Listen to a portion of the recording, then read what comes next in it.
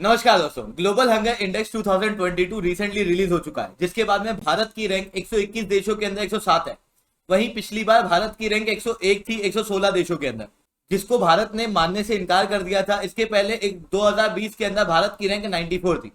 भारत की रैंक लगातार global hunger index के अंदर गिर रही है। इसके पीछे कारण क्या, उसको समझेंगे, साथ में हम लोग समझेंगे ग्लोबल हंगर इंडेक्स है क्या। बट उसके पहले आप लोग मेरे साथ में एसआरसी 10 टेलीग्राम ग्रुप के ऊपर जुड़ सकते हो। क्लास की अपडेट पीडीएफ आपको वहां मिल जाती है। इसके अलावा रोज सुबह 8 बजे द इंडो एनालिसिस की क्लास में जो पाथफाइंडर चैनल के ऊपर ली जाती है। कोशिश क्या करो कि आप लोग यहाँ पर मेरे साथ में लाइव जुड़ो। अब दोस्तों बात करते हैं कि ग्लोबल हंगर इंडेक्स रिलीज कौन करता है। तो दो अलग अलग एनजीओ है। एक है कंसर्न वर्ल्ड वाइड जो कि आयरलैंड के एनजीओ है, और वेल्ट हंगर हिल्फ करके एक एनजीओ है जर्मनी की। ये दोनों मिलके पूरे विश्व के अंदर अलग अलग देशों को नंबर देते हैं, यानी कि बताते हैं कितने परसेंट हंगर है। जैसे 0% है, या 100% हंगर है, या 55% हंगर है। भारत का ये जो नंबर दिया गया है, 2014 के अंदर भारत के अंदर 28.2% हंगर बताई गई थी। 2022 के अंदर यानी कि इस बार 29.1% हंगर जो है बताई गई है। यानी कि भारत के अंदर ओवरऑल रूप से हंगर जो है वो बड़ी है 2014 के मुकाबले। ये आंकड़ा किस आधार पर दिया जाता है, किन किन इंडिकेटर को देखा जाता है। सबसे पहला इंडिकेटर होता है चाइल्ड मोर्टालिटी, यानी कि 5 साल से कम उम्र के ऐसे कितने बच्चे थे जिनकी डेथ हो गई, उसको परसेंटेज के अंदर लाया जाता है किसी भी देश का, और इसको 1/3 वेटेज जो है वो यहां पर दिया जाता है। इसके अलावा एक होता है अंडर नरिशमेंट। अंडर नरिशमेंट का मतलब कि एक व्यक्ति को कितने कैलोरी की आवश्यकता है और वो कितने कैलोरी ले पा रहा है।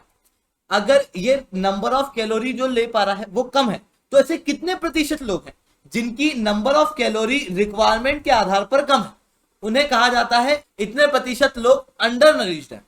और उसके बाद में इसका वेटेज हो जाता है 1/3। उसके बाद आती है चाइल्ड स्टंटिंग, यानी कि एक बच्चे की उम्र के अनुसार उसकी हाइट कितनी कम है।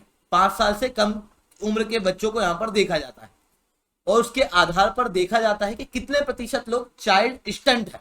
इसके अलावा फिर होता है चाइल्ड वेस्टिंग, जिसका भी वेटेज है 1/6। इसका मतलब होता है कि किसी बच्चे की वेट कितनी कम है उसकी हाइट के अनुसार, और ऐसे कितने प्रतिशत बच्चे हैं जिनका वेट उनकी हाइट के अनुसार कम है, और ऐसे करके टोटल प्रतिशत निकाला जाता है कि कितना प्रतिशत हंगर किसी देश के अंदर है। और उसके बाद में इसे अलग अलग देशों को विभाजित किया जाता है अलग अलग रैंकिंग के आधार पर। जैसे अगर किसी देश के अंदर हंगर का प्रतिशत 9.9% से कम है तो वहां पर लो हंगर कहलाएगा। अगर 10 से 19.9% के बीच में है तो मॉडरेट हंगर कहलाएगा। अगर 20 से 34.9% के बीच में है तो सीरियस हंगर कहलाएगा। 35 से 49.9% के बीच में तो अलार्मिंग है, और 50% से ऊपर कहीं पे हंगर है तो एक्सट्रीमली अलार्मिंग है। इसके आधार पर जब नंबर दिए गए तो 17 देशों के नंबर लगभग सेम आए, मतलब हंगर जो है वो 5% से कम दिखाई दी है। जिसके बाद में इनको 17 देशों को फर्स्ट रैंकिंग पर रखा गया है, जिसके अंदर बेलारूस है, बोस्निया हर्जेगोविना है, चिली है, चाइना है। चाइना का पहले नंबर 13.3% हंगर हुआ करती थी, फिर उसके बाद में 7.8% हो गई। पिछली 2 बार से 5% से कम हंगर है, और टॉप देशों के अंदर अब चाइना शामिल है। Croatia, Estonia, Hungary, Kuwait, Latvia, Lithuania, Montenegro, North Macedonia, Romania, Serbia, Slovakia और टर्की इन देशों के अंदर शामिल है जिनकी रैंकिंग टॉप है, और लोवेस्ट हंगर यहां पर दिखाई दे रही है। इतना ही नहीं, भारत की रैंकिंग के अंदर जो भारत के अंदर परसेंटेज ऑफ हंगर है वो 29.1% है, और भारत को 101वीं रैंकिंग दी गई है 121 देशों के अंदर। टोटल 136 देशों को यहां पर एनालाइज किया गया। 15 देशों का सफिशिएंट डाटा नहीं था तो उनको रैंकिंग के अंदर नहीं डाला गया, जिसके बाद में 121 देशों की यहां पर रैंकिंग दी गई। भारत के जो नीचे देश हैं उसके अंदर आपको जाम्बिया, अफगानिस्तान, तिमोर, गिनिया, सीरियलियोना ऐसे देश देखने को मिलेंगे। अधिकतर अफ्रीकन देश देखने को मिलेंगे जिनका डेवलपमेंट काफी ज्यादा कम है भारत के मुकाबले, और भारत की रैंकिंग इनके मुकाबले हंगर के अंदर लगभग बराबर है।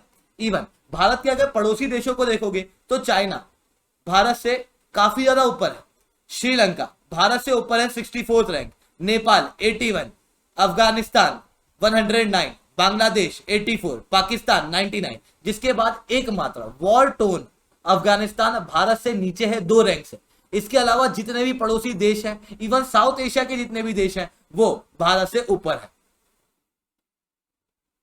इतना ही नहीं दोस्तों, इस रैंकिंग के अंदर ऐसे पूरे एक मैप निकाला गया है जिसके अंदर बताया गया है कि कहाँ पर लो हंगर है, कहाँ पर मॉडरेट है, कहाँ पर सीरियस है, कहाँ पर अलार्मिंग है। भारत के अंदर सीरियस हंगर है। भारत के पड़ोसी देशों के अंदर लो हंगर देखने को मिलती है, चाइना के अंदर, श्रीलंका के अंदर मॉडरेट है। और इस तरीके से यहाँ पर पूरा डाटा जो है वो विभाजित किया गया है। 44 देश ऐसे हैं जहां पर सीरियस और अलार्मिंग हंगर है। इतना ही नहीं, 20 देश ऐसे हैं जहां पर 2014 के अंदर सीरियस अलार्मिंग या एक्सट्रीमली अलार्मिंग हंगर थी, जिन्होंने इस बार रैंक के अंदर इंप्रूवमेंट किया है। 46 देश ऐसे हैं जो आने वाले समय में 2030 तक अपने हंगर के डाटा के अंदर कोई भी इंप्रूवमेंट नहीं कर पाएंगे। अब बात करते हैं अलग अलग इंडिकेटर पे कि अलग अलग इंडिकेटर के अंदर भारत ने किस तरीके से परफॉर्म किया। सबसे पहले बात करते हैं चाइल्ड वेस्टिंग के अंदर। चाइल्ड वेस्टिंग के अंदर one of the worst performance Bharat की पूरे इतिहास के अंदर रही है। 2014 के अंदर one of the lowest performance थी, जिसके अंदर भारत के अंदर चाइल्ड वेस्टिंग लगभग 15% थी। 2000 के अंदर लगभग 17.15% और इस बार 19.13%। जितना नंबर बढ़ता है उतना ज्यादा खराब है, मतलब जितनी ज्यादा चाइल्ड वेस्टिंग बढ़ती है उतना ज्यादा खराब है। ठीक है, इतना ही नहीं, अगर हम लोग अंडर नरिशमेंट की बात करें तो भी भारत का जो रिकॉर्ड है वो खराब ही हुआ है पिछली बार के मुकाबले। 2018 से 2020 के बीच में भारत के पास में 14.6% अंडर नरिशमेंट था, वो और ज्यादा बढ़ के 16.3% हो चुका है। जिसके बाद में भारत के अंदर पूरे विश्व के 224.3 मिलियन अंडर नरिश लोग हैं। और अगर मैं पूरे विश्व के अंदर टोटल अंडर नरिश लोग की बात करूं 2021 के डाटा के अनुसार, तो वो लगभग 828 मिलियन है। जिसके बाद में 1/4 लोग जो अंडर नरिश है पूरे विश्व के अंदर, वो भारत के अंदर रहते हैं। इतना ही नहीं, चाइल्ड स्टंटिंग और चाइल्ड मोर्टालिटी के अंदर भारत ने थोड़ा सा बेहतर परफॉर्म किया है। 2014 के अंदर भारत की चाइल्ड स्टंटिंग लगभग 38.7% थी, वो कम हो चुकी है, अब 35.5% है। चाइल्ड मोर्टालिटी की बात करूं तो 4.6% थी, वो अब 3.3% हो चुकी है। वहीं पूरे ग्लोबल लेवल पे ट्रेंड की बात करें तो पूरे विश्व के अंदर ग्लोबल हंगर इंडेक्स के अंदर जो हंगर है वो अभी मॉडरेट लेवल पे है, साथ में नीचे गिर रही है। पर 2012 के पहले जिस रेट से नीचे गिरती थी उससे अब रेट जो है वो कम हो चुका है। यहां पर यह बताया गया है कि वैश्विक लेवल पे जो कॉन्फ्लिक्ट है, क्लाइमेट चेंज है, इकोनॉमिक फॉलआउट है कोविड-19 के कारण, वो एक बड़ा कारण है पूरे विश्व के अंदर हंगर का।